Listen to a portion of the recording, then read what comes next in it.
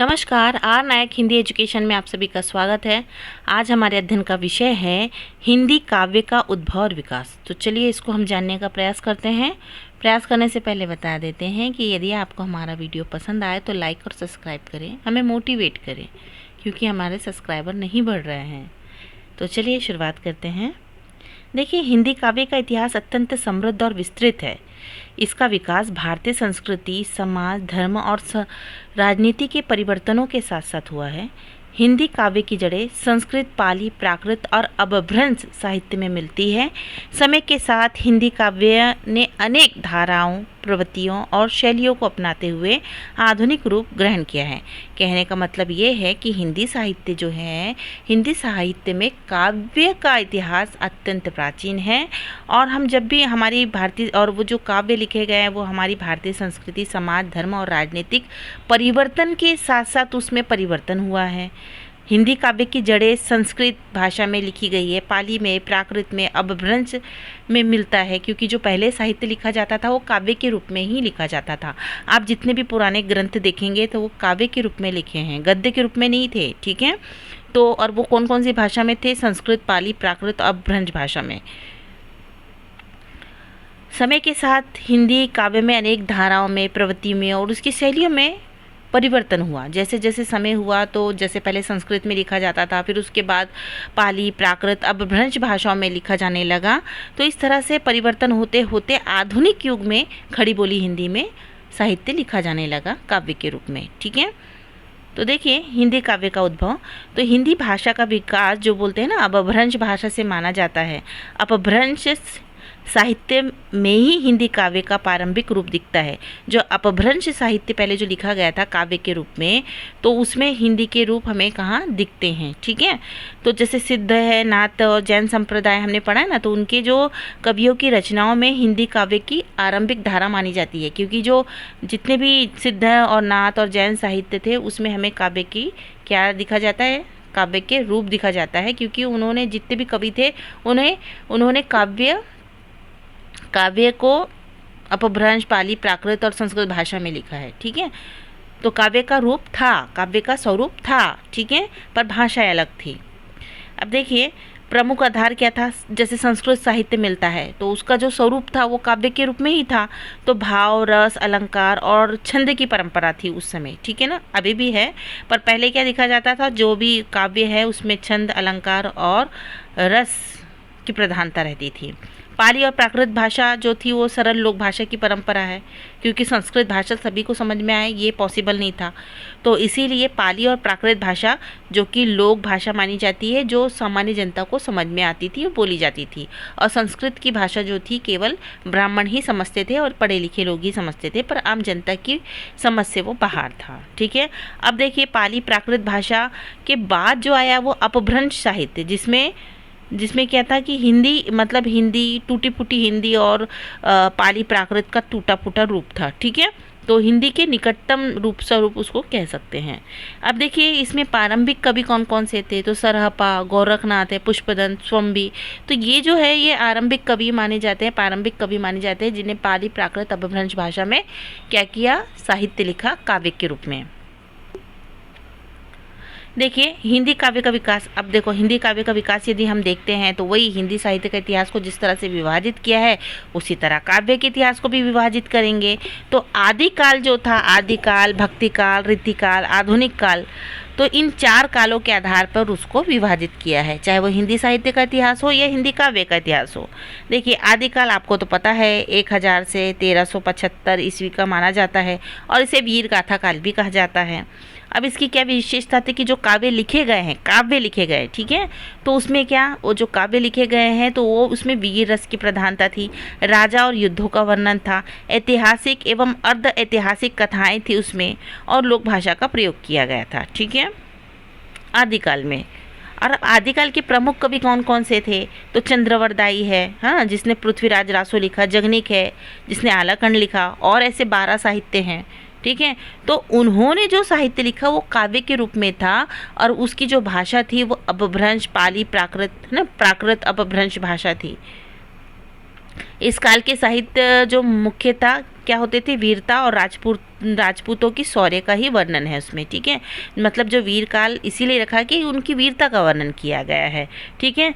और उसमें श्रृंगारिक रस भी है कि राजा महाराजा लोग का जो प्रेम है और जो किसी लड़की को मतलब शादी विवाह और प्रेम वगैरह का भी है, पर सबसे ज़्यादा जो प्रधानता दिखती है उसमें वीर रस की प्रधानता दिखती है, वीरता के बारे में। क्योंकि राजा अपने साथ क्या करते थे, राज दरबारी कभी रखते थे, और वो क्या करते थे, राजा के साथ युद्ध में भी जाते थे, राजा का मनोरंजन भी करते थे और राजा की वीरता का बखान भी करते थे। और वो जो राजा थे वो अपना साहित्य लिखाते थे, अपना इतिहास लिखाते थे, अपनी जीवन गाथा लिखाते थे। तो जाहिर सी बात है कि उसमें जो कवि है वो राजा की बड़ाई करेगा, ठीक है ना। तो इसमें थोड़ा सा चापलूस प्रवृत्ति भी दिखती थी।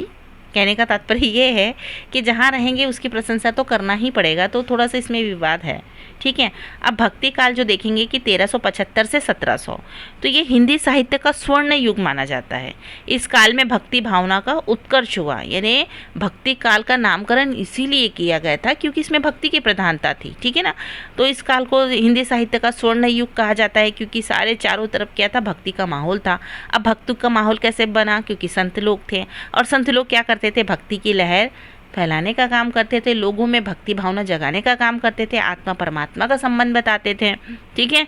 तो इसकी जो दो धाराएं थी, निर्गुण धारा और सगुण धारा, है ना, ज्ञान मार्गी धारा और प्रेम मार्गी। ज्ञान के माध्यम से जो लोगों को संस्कारित करने का काम कौन करता था, जैसे कबीर है ना, जो निर्गुण पंथी के प्रमुख कवि माने जाते हैं। सगुण भक्ति में हमारे तुलसीदास है, और उसके बाद कृष्ण भक्ति के जो है सूरदास हैं, ठीक है ना।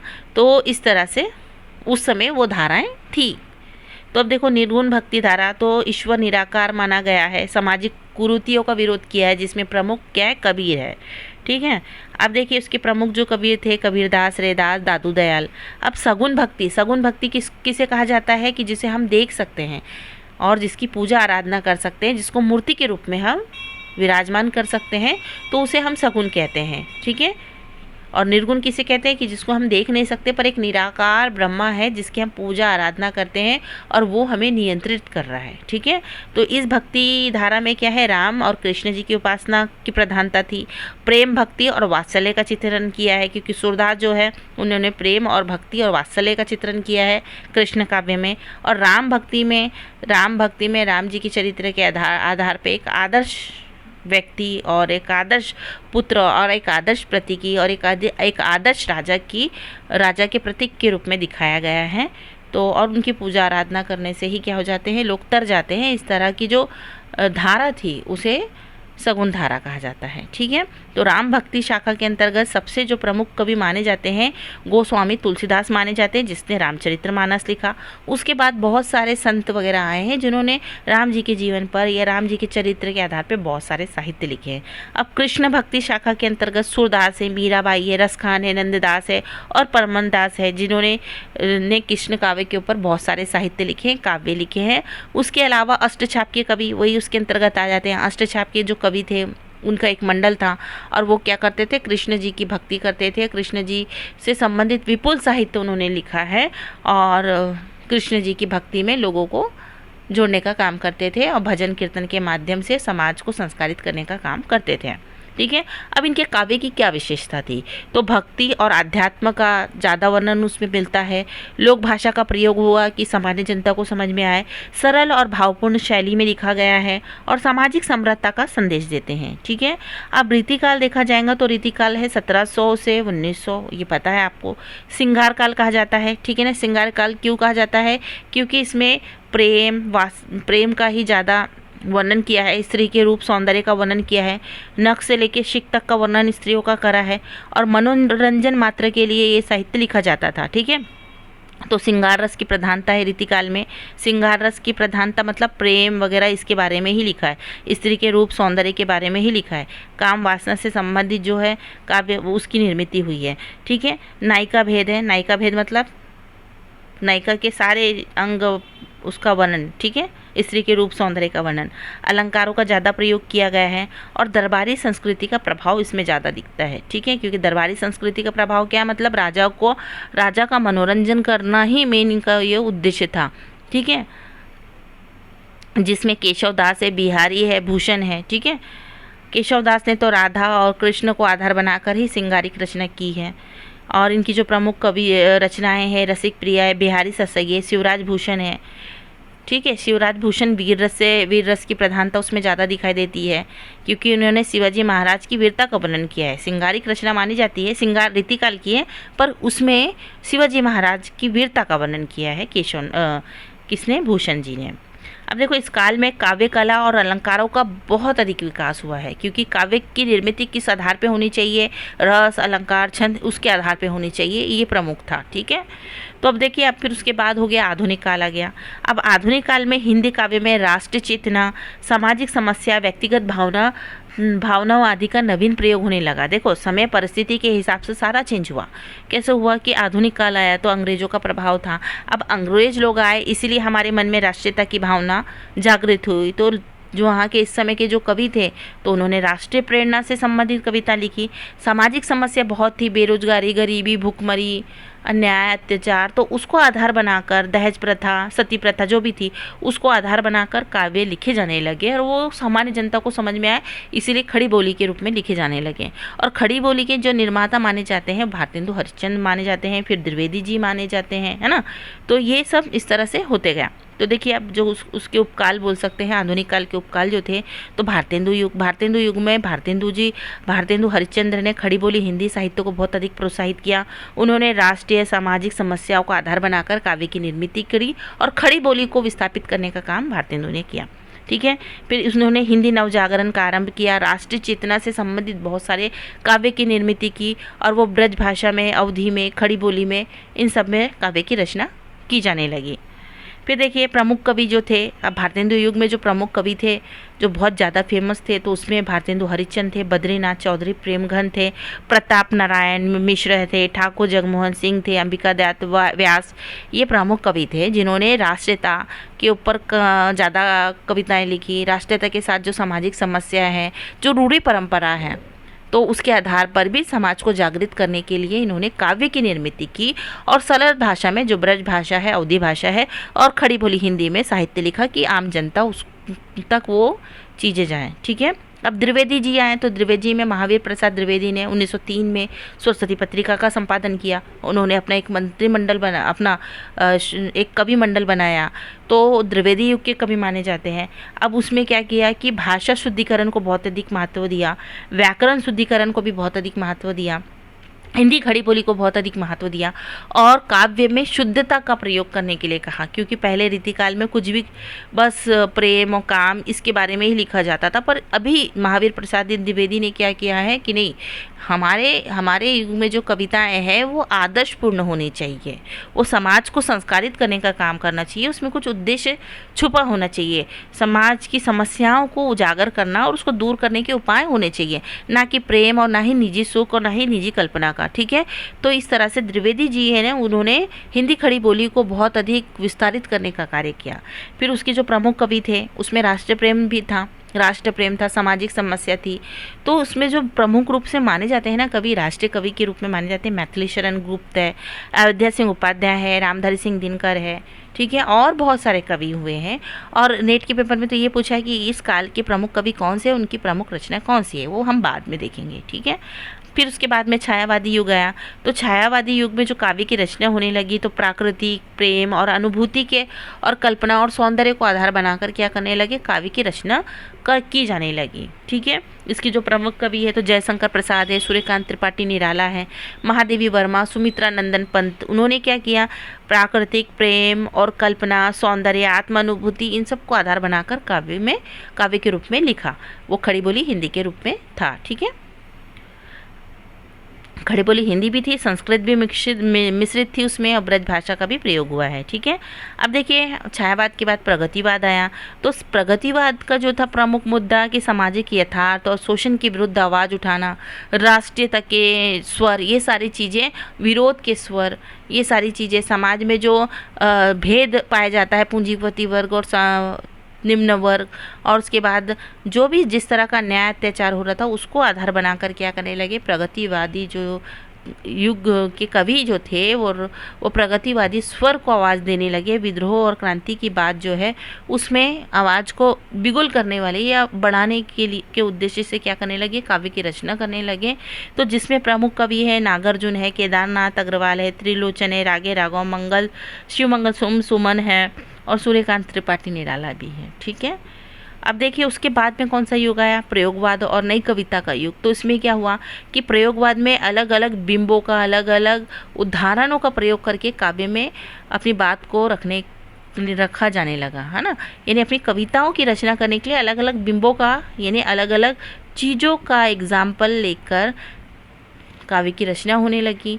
उसमें क्या हुआ कि व्यक्ति की संवेदना किसी दूसरे बिंब मतलब क्या, प्रतीक के रूप में, जैसे बादल रोता है, बादल कभी रोता है क्या, तो व्यक्ति अपनी भावना बादल के माध्यम से बता रहा है। पेड़ बूढ़ा हो गया तो उससे क्या लेना देना, उसका बूढ़ा होना नहीं होना, तो व्यक्ति अपने आप को उसमें रखने लगा। यानी अलग अलग बिंबों का प्रयोग करके कविताओं की रचना करने लगे। तो उसमें व्यक्ति की संवेदना जुड़ गई। आधुनिक जीवन की जटिलता, जो भी समस्या है उसका वर्णन उस युग में किया जाने लगा। उस युग में मतलब प्रयोगवादी युग में। और नई कविता में भी उसके वही स्वरूप दिखाई देने लगे। तो जिसके प्रमुख कवि थे अज्ञेय, मुक्तिबोध, धर्मवीर भारती, गिरजा कुमार माथुर, भवानी प्रसाद मिश्र। इस तरह से हम देखेंगे कि प्रयोगवादी युग में जो भी प्रमुख कवि थे वो अलग अलग बिंबों का, अलग अलग प्रतीकों का प्रयोग करके अपनी काव्य की रचना करने लगे। फिर उसके बाद नई कविता का युग आया जिसमें व्यक्ति स्वतंत्र था, किसी भी विषय पे, किसी भी मुद्दे पे वो अपनी कविताएं लिख सकता था। तो इस तरह से हम देखेंगे कि आदिकाल से लेकर अभी नई कविता युग तक, और अभी साठोत्तरी कविता, नई कैप्सूल, हाइकू कैप्सूल कविता जो भी है, इस तरह से कविता का स्वरूप बदला है। उसकी भाषा चेंज हुई है, उसके विषय चेंज हुए हैं, और जो विषय चेंज हुए वो समय परिस्थिति के हिसाब से बदलते हैं। जिस तरह का माहौल रहेगा, जिस तरह की सिचुएशन रहेंगी, उसी के आधार पर कविताओं की रचना की शुरुआत हुई। तो निष्कर्ष के रूप में हम कह सकते हैं कि हिंदी काव्य का विकास भारतीय समाज और संस्कृति के विकास का दर्पण है। ठीक है, क्योंकि जिस तरह का समाज रहेगा, उस तरह की, जिस तरह की सिचुएशन रहेगी, उसी तरह की कविताओं की निर्मित होने लगी। आदिकाल में वीरता, भक्ति काल में भक्ति, रीतिकाल में श्रृंगारिक और आधुनिक काल की सामाजिक चेतना सभी मिलाकर हिंदी काव्य को समृद्ध बनाते हैं। हिंदी काव्य निरंतर प्रगतिशील रहा है और आज भी नई संवेदना और प्रयोग के साथ विकसित हो रहा है ना। आज के युग में भी देख रहे हैं कि हम अलग अलग जो परिस्थिति है, जिस तरह की सिचुएशन रहेंगी, आज के युग में हम देखते हैं कि व्यंग्य कविताएं हो रही हैं, क्योंकि हमें यदि शासन प्रशासन की गलती बताना है या उनको उनकी गलती का एहसास कराना है या हमको विरोध करना है, तो हम डायरेक्ट तो बोल नहीं सकते, पर हंसी का तड़का लगाकर आगे वाले की गलती बता सकते हैं कि आगे वाला गलती समझे भी पर कुछ बोल ना पाए। ठीक है, तो इस तरह से आदिकाल या प्राचीन काल से लेकर आज के युग तक देखते हैं तो हम काव्य का अलग अलग स्वरूपों में विकास हुआ है। तो आशा करते हैं कि आपको समझ में आया होगा हिंदी काव्य का इतिहास। यदि समझ में आया तो लाइक और सब्सक्राइब करें। धन्यवाद।